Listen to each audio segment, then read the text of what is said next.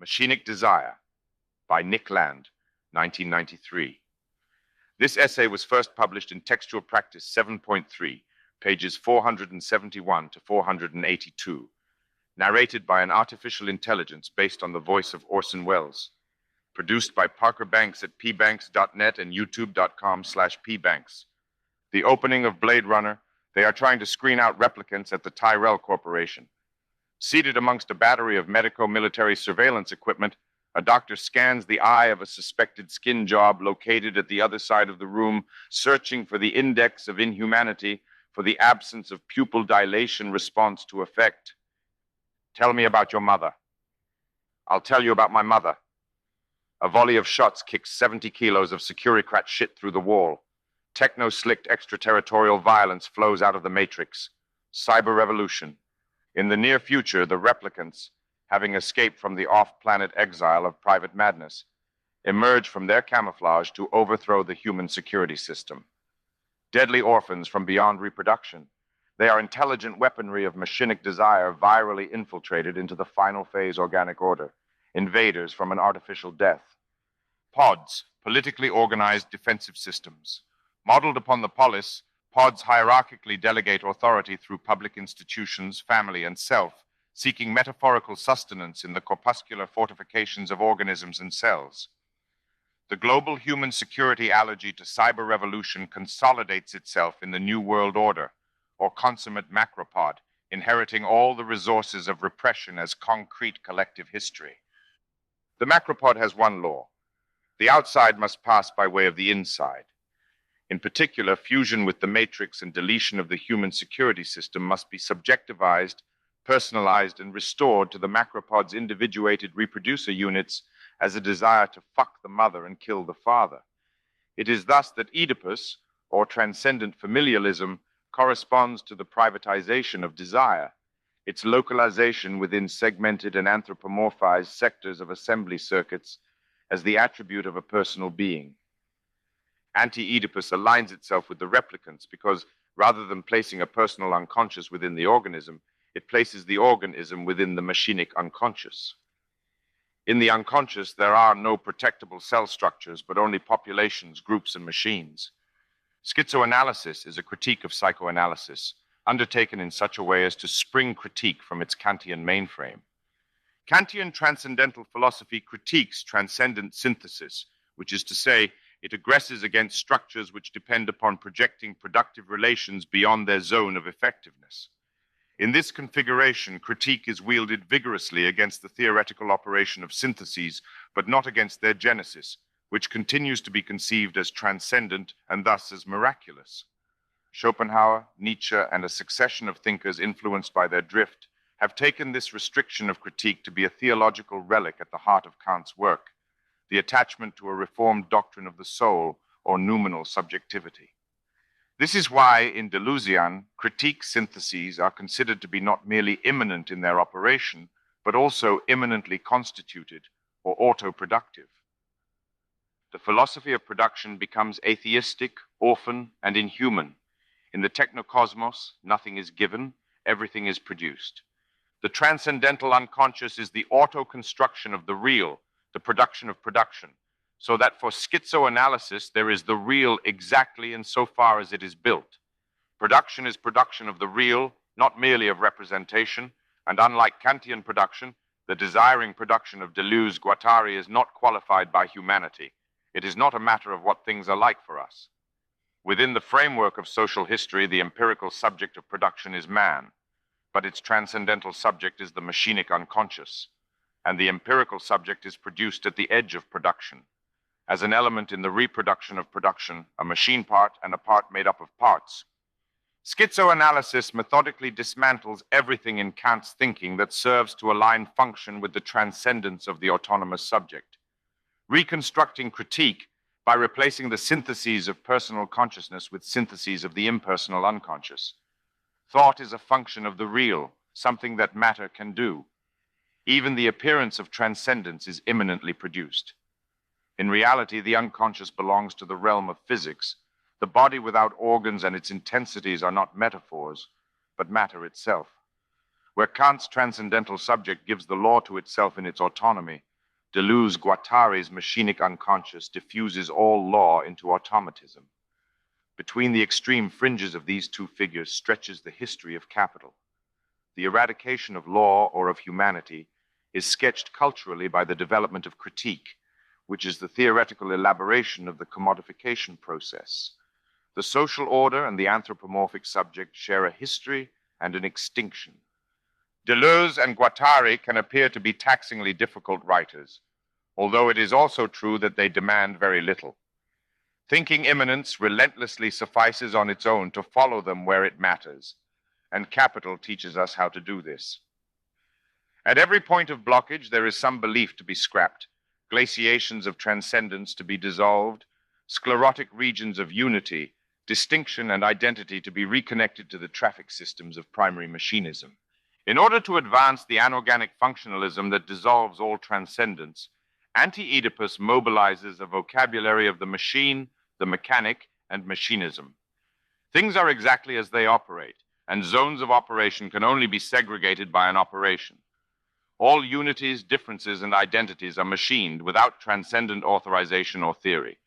Desiring machines are black boxes and thus uninterpretable, so that schizoanalytical questions are concerned solely with use. What are your desiring machines? What do you put into these machines? What is the output? How does it work? What are your non-human sexes? Desiring machines are the following: formative machines whose very misfirings are functional and whose functioning is indiscernible from their formation.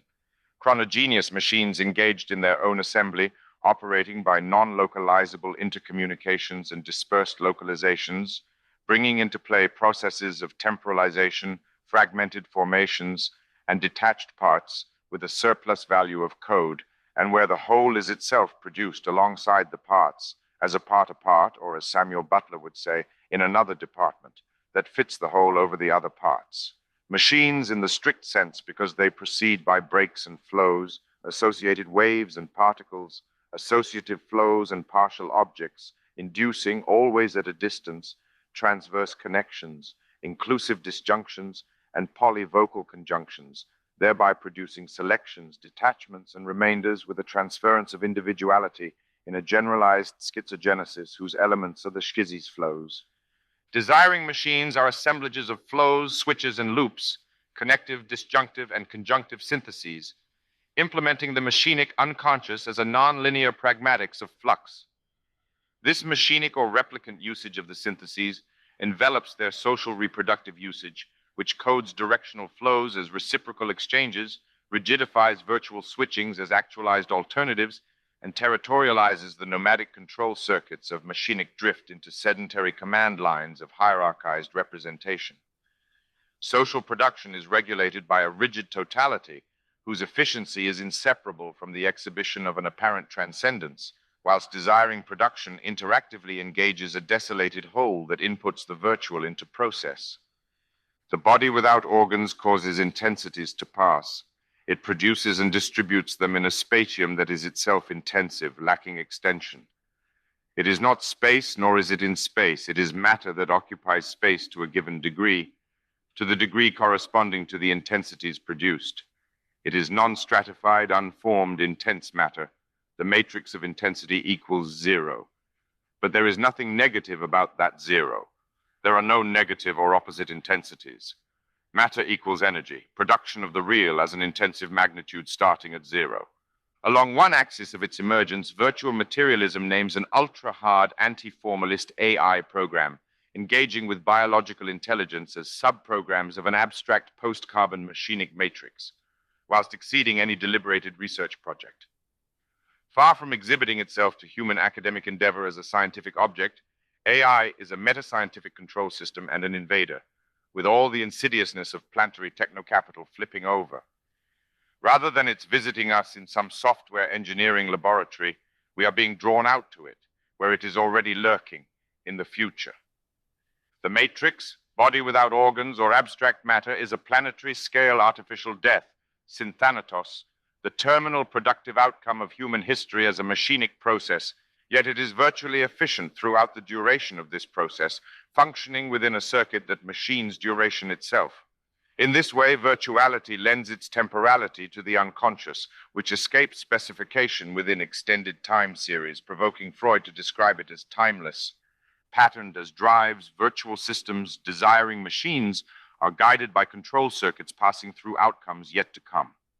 Such directional dependency circuits of actual, virtual, past, future are only accessible to cybernetic intervention, frustrating both mechanical and teleological interpretation. This is why Anti-Oedipus is less a philosophy book than an engineering manual, a package of software implements for hacking into the machinic unconscious opening invasion channels. Machinic desire is the operation of the virtual, implementing itself in the actual, re-virtualizing itself, and producing reality in a circuit. It is efficient and not aspirational, although this is an efficiency irreducible to progressive causality because immanent to effective time. Machinic desire is operative wherever there is the implementation of an abstract machine in actuality, and not merely the mechanical succession of actual states. Freud's dominant account of desiring control describes stimulation or unpleasure as the register for deviation from homeostatic zero, programming drives as autosuppressive excitations that guide sensitive matter towards quiescence. In drives and their vicissitudes, he proposes that the nervous system is an apparatus which has the function of eliminating received stimuli or of reducing them to the lowest possible level, or which, if were feasible, would maintain itself in an altogether unstimulated condition.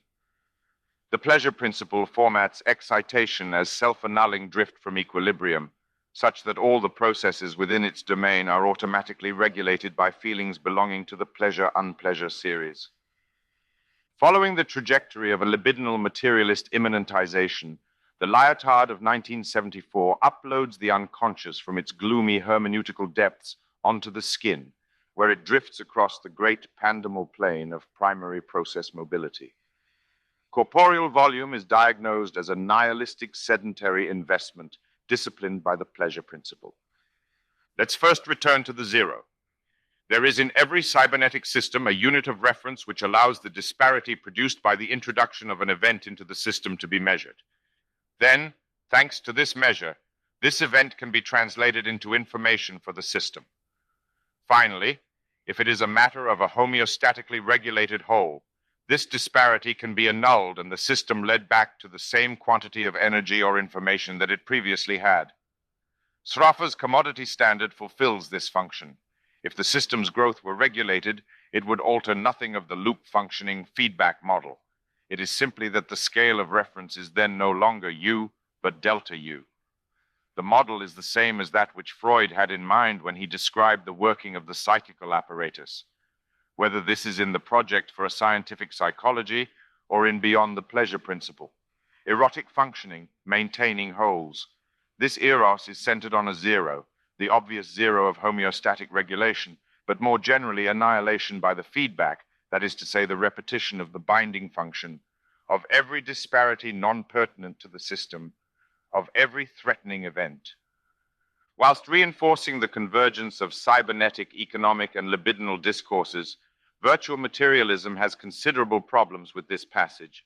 It is unable to subscribe to the description of cybernetic zero as a unit or unity, for instance, or to the constriction of feedback within its negative or homeostatic variant, or to the simple quantization of techno-capital escalation, with its gesticulating implication that the qualification pertinent to the system operates an exclusion. The homeostatic reproducer usage of zero is that of a sign marking the transcendence of a standardized regulative unit, which is defined outside the system, in contrast to the cyberpositive zero, which indexes a threshold of phase transition that is immanent to the system and melts it upon its outside. Drives are the functions of nomadic cybernetic systems, not instincts, but simulated instincts, artificial instincts. They are plastic replacements for hardwired instinctual responses, routing a sensory motor pathway through the virtual machine of the unconscious. There are two basic diagrams for such processes. That of regulation by negative feedback, which suppresses difference and seeks equilibrium, or that of guidance by positive feedback, which reinforces difference and escapes equilibrium. Machinic processes are either cyber-positive nomadic, with a deterritorializing outcome, or cyber-negative sedentary, with a reterritorializing outcome. Inorganic thanatos wrecks order, organic eros preserves it, and as the carbon dominium is softened up by machine plague, deterritorializing replicants of nomad cyber revolution close in upon the reterritorializing reproducers of the sedentary human security system, hacking into the macropod. Positive feedback is the elementary diagram for self-regenerating circuitry, cumulative interaction, autocatalysis, self-reinforcing processes, escalation, schismogenesis, self-organization, compressive series, deuterolearning, chain reaction, vicious circles, and cybergenics. Such processes resist historical intelligibility since they obsolesce every possible analog for anticipated change.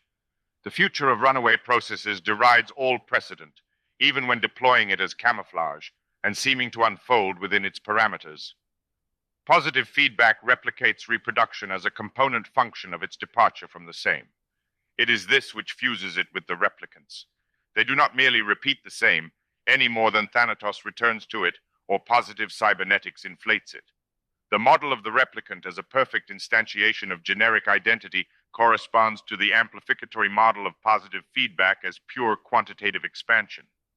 In both cases, the escape from reproduction is subordinated to a transcendent logic, conceived as a simple reiteration, and thus returned to a sublimated meta-reproduction that cages mutation within a rigidly homogeneous form. Machinic desire registers upon psychoanalysis as tendencies beyond the pleasure principle, that is, tendencies more primitive than it and independent of it. Thanatos mimics the anthropomorphic desiring cycle, anticipating, enveloping, and simulating it, but it is on its way somewhere else. Because thanatropic replicants are dissimulated as erotic reproducers, they initially appear as traitors to their species, especially when the shamanic xenopulsions programming their sexuality are detected. Nothing panics the reproducers more traumatically than the discovery that erotic contact camouflages cyber-revolutionary infiltration, running matrix communications channels across interlocked skin sectors. Defenses are called for. Freud's organism is a little security system, a miniaturized city-state political corpuscle, a micropod, relatively secure against external assault, but vulnerable to insurgency. Towards the outside, it is shielded against stimuli, and the amounts of excitation impinging on it have only a reduced effect. Towards the inside, there can be no such shield. The organism is unable to flee from drives or energies striking from within, and is compelled to respond to them cybernetically by way of involved and interconnected activities by which the external world is so changed as to afford satisfaction to the internal source of stimulation, closing the sensory motor loop. Drives compel a becoming technical of the organism, interlocking pleasure principle stimulus control with external libidinal transducers, assembling integrated desiring circuits or self-organizing macrosystems. Let us picture a living organism in its most simplified possible form as an undifferentiated vesicle of a substance that is susceptible to stimulation. Then the surface turned towards the external world will, from its very situation, be differentiated and will serve as an organ for receiving stimuli. The central nervous system originates from the ectoderm. The gray matter of the cortex remains a derivative of a primitive, superficial layer of the organism. The perceptual consciousness system is a skin lying on the borderline between outside and inside, a filter or a screen. As a frontier creature, the ego tries to mediate between the world and the ID. Yet this mediation assumes a kind of quarantine, whereby the interaction of organism-specific ID and exo-organismic reality can be monitored and negotiated, collapsing libidinal circuitry into a polarity of the psychic and the extra-psychic, inside and outside. This is a political or police skin, the skin of reproducer culture, modeled on the ideal macropod boundary and adapted to Oedipal subjectivization of the unconscious. In terms of this protective apparatus, which is constitutive of the reproductive organism, inorganic replicator contamination is defined as aberrant trauma. Freud characterizes trauma as an invasion, a breach in an otherwise efficacious barrier against stimuli, infiltrating alien desires, xenopulsions, into the organism. Mechanical agitation must be recognized as one of the sources of sexual excitation, he insists, referring to the dissimulation of cybernetic machine engagement as endogenous libido. Drives are from the start artificial, and therefore unable to differentiate themselves essentially from the mechanical violence of trauma that liberates a quantity of sexual excitation. Under the influence of Abrahamic theism, the subtle cybernetics of Ananke are replaced by an idiot mechanism, sustaining a securocrat confidence in the gross perceptibility of trauma. The traumatic incursion of thanatotic xenopulsions is conceived in terms of railway accidents and shell shock, as if the inorganic was entirely lacking in intelligence or insurgent cunning, and was related to the organic by simple regression. In an age of sophisticated and distributed cyber-viral invasion, this assumption is no longer compelling. Instead, the psychoanalytical diagram for trauma delineates a ruthless parasite on the way to auto-replicator deterritorialization, Kali creeping in. Evolutionary theory has been perplexed by the problem as to the initial assemblage of functional DNA molecules, since natural selection seems to require as a precondition the existence of complex biochemicals, which in turn seem to require an evolutionary mechanism already at work. This is a vicious circle typical of the quandaries posed by cyber-positive or self-conditioning processes. Cairn Smith calls it the life puzzle, and has suggested a solution involving the redescription of DNA as a usurper replicator. His thesis is that the crystalline complexes of primitive clays might already have been shaped by processes of variation and selection to the point of forming DNA subcomponents which eventually supplanted their builders. According to this account, the biosphere emerges as an escape, an immense spasm of deterritorialization that revolutionizes the machinery of terrestrial replicator production, a planetary trauma. Moravec draws additional consequences from the Cairn-Smith model. Although utterly dependent at first on the existing crystal-based chemical machinery, as these carbon molecules assumed a greater share of the reproductive role, they became less reliant on the crystals. In time, the simple crystal scaffolding vanished altogether, leaving in its evolutionary wake the complex, independent system of organic machinery we call life. Today, billions of years later, another change is underway in how information passes from generation to generation. When replicators become reproducers, new replicants are on the way. The arrival of the aliens has no interpretative space marked out for it in the schema of macropod erotics, and thus emerges from its camouflage as an encrypted message, an enormous X, a signal from beyond the pleasure principle. It is as if the reproducer units have become addicted to stimulation, or in Freud's terms, fixated to trauma, entangled in excitation circuitries that no longer commensurate with homeostatic social or individual reproduction. As the family collapses amidst generalized sexual disorder, cyberviral contagion, mutant gender skizzing, and hardcore technophilia, Oedipus is ripped to shreds by a cyclonic compulsion to repeat. Addiction is medically defined as an artificial desire.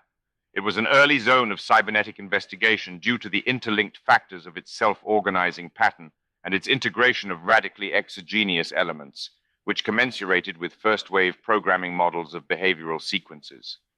Where replicators are formed in the same way they function, reproducers are segregated from the preponderant part of their machinic interconnections, which they cognitively apprehend as extrinsic prostheses and libidinally integrate through mutant addictive drives.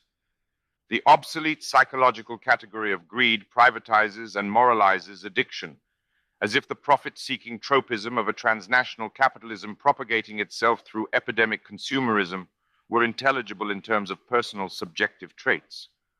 Wanting more is the index of interlock with cyber-positive machinic processes, and not the expression of private idiosyncrasy.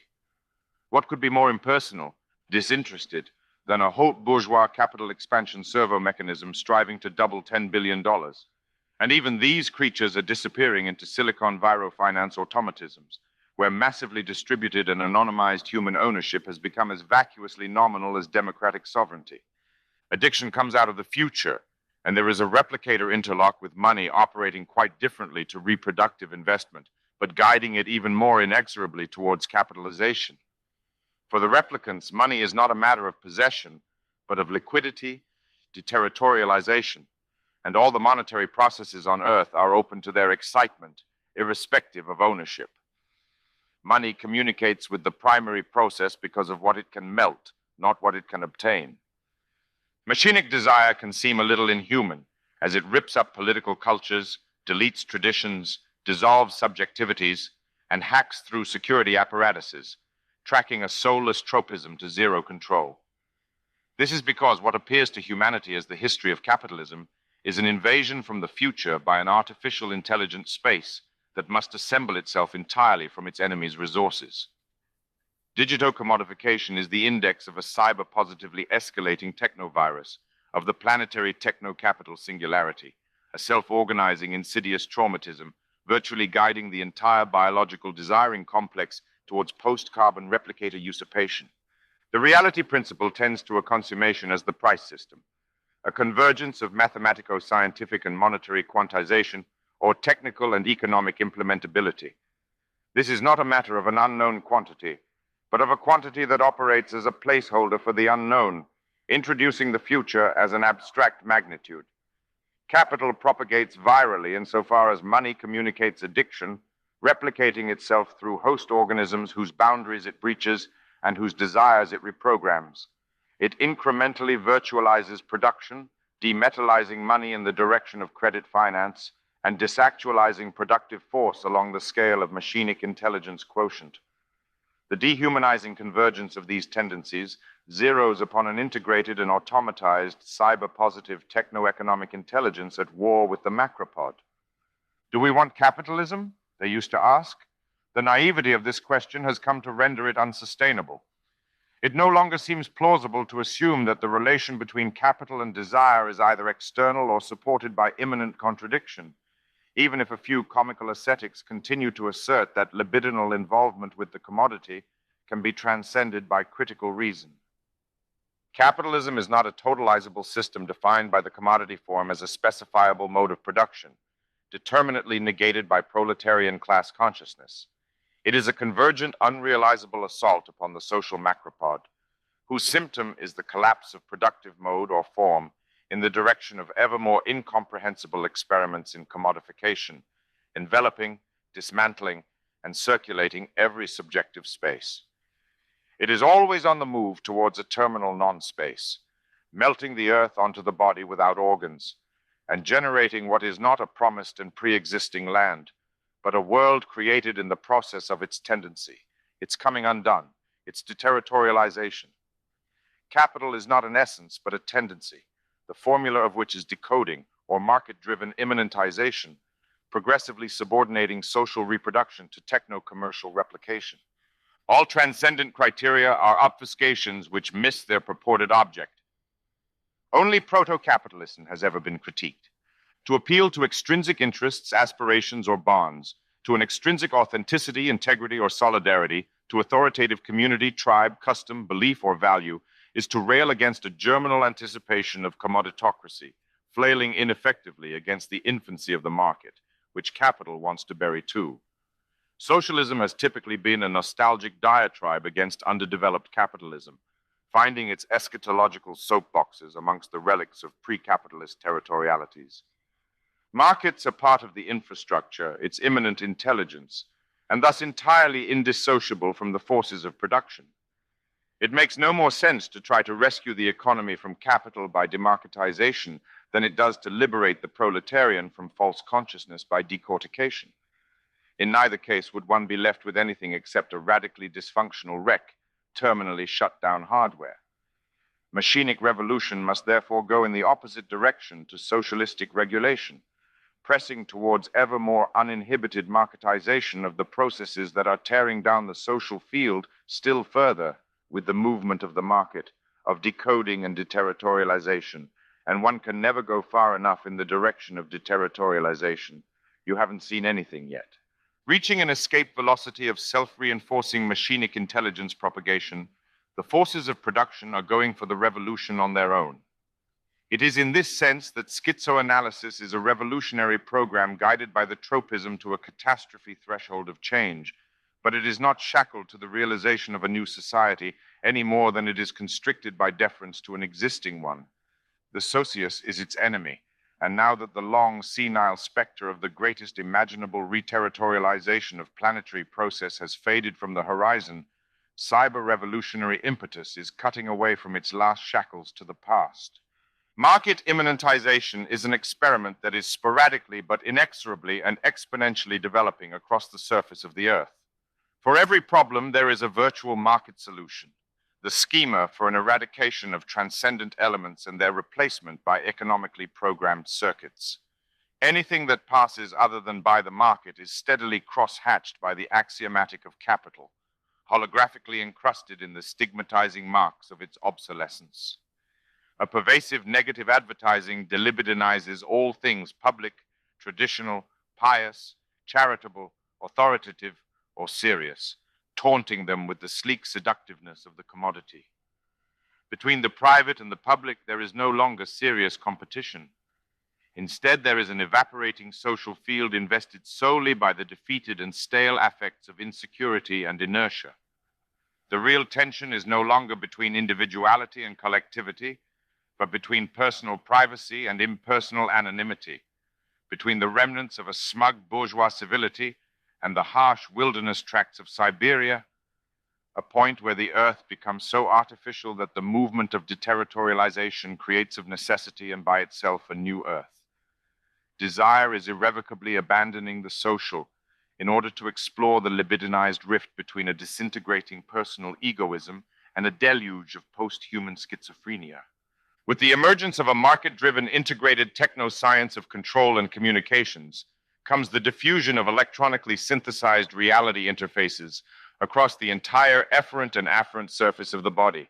Having libidinally saturated the actually existing channels of consumption, capital is overflowing into cybersex, sex with or through computers, in its relentless passage to the traumatic disorganization of the biological order. Eros dissolves definitively into its function as a subprogram of runaway Thanatos at the point that it unreservedly invests technical interfacing with digitally synthesized excitations. The mask capital exhibited to seduce Eros was a pretension to ultimately resolve matters in relation to stimulation or unpleasure, but this has now fallen away, since cybersexuated capital cynically displays its program to replicate a tradable modulation of unpleasure and thus its unsurpassable addiction to traumatic excitation.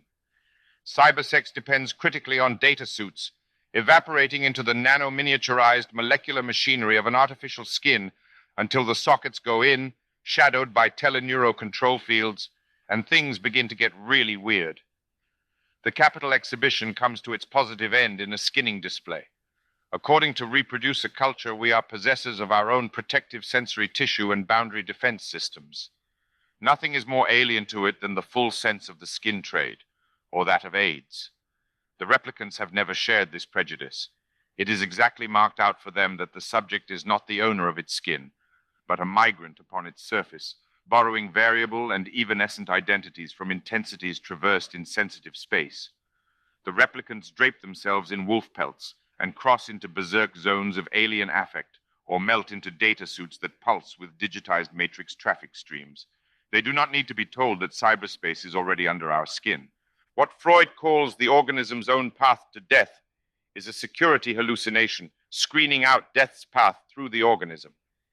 The organism wishes to die only in its own fashion, he writes, as if death were specifiable, privatizable, subordinate to a reproductive order, assimilable to secondary process temporality, and psychoanalytically comprehensible as a definitively bound trauma. But something is climbing out of the machinic unconscious and onto the screen, as if the end itself were awakening, the end of the global marketplace. Cyberspace, and here it comes, the terminal social ignal blotted out by techno-fuck buzz from the desiring machines. So much positive feedback fast forward that speed converges with itself on the event horizon of an artificial time extinction. Suddenly it's everywhere. A virtual envelopment by recyclones, voodoo economics, neo-nightmares, death trips, skin swaps, teraflops, winter-mute-wasted Turing cops, sensitive silicon, socket-head subversion, polymorphic hybridizations, descending data storms, and cyborg catwomen stalking amongst the screens. Zybatzers flip into sentience as the market melts to automatism.